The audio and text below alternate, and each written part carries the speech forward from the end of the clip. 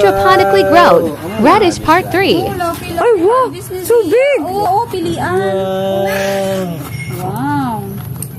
Ay, dagko gid siya. Ika mag-story ah. Ano ba? Ito na mga kabakyard.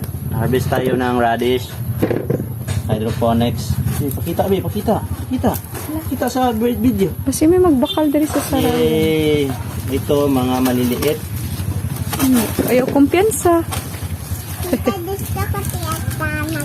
Makuha. Wait. Wait ha. Bakit lang po ito kabakyard. Wait. Ari, dali. Hindi mo maabot. Wait. Ay, basa. Yan. Hold. Ano na natin ito. Magpalit na naman tayo ng lettuce. Dali lang. Madali ang Nay. Cute. Ang iba. Sige. Bunlutan. Hindi ka kaya si Sia. Big. Uy, big. Ay, wow! Big. Hindi ni Sia makaya. Uy, Wow! Big. Tanggal ang dahon. big. That's so Sige, big. big! Oh, our baby. Ay, marunong siya. Lagay dito, lagay. Doon, no? Butang dali na. Hindi pagtrapo sa bayo ah. Dirty man na. So big. Oh, dito na Ito, punta. ito Dito lang. na punta. Very good. Punta Dito ako sa bayo. Ay. Hindi matrapo mo man. Oh, sige, hindi mo na maabot. Ari, oh, big. Oh. Oops. Oh, sige. Big. Big red. Okay na? Persado ba? Anya na po. Ari, oh, dako.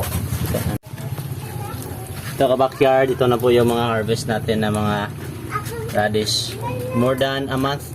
More than 1 month po.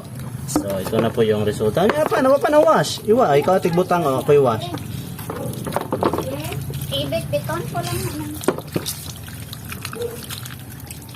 Kano kilo radish yung backyard? Hindi kami alam.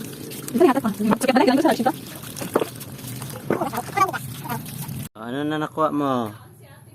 Radish. Wow, dami radish. Bukas ni radish. Hugas mo na na. Radish. Ito yung nangyari ka-backyard pag hindi po siya nalibing sa lupa, mag-itim. Ini kabakyard. Ay, hindi na lupa sa kabakyard. Ay. Yay!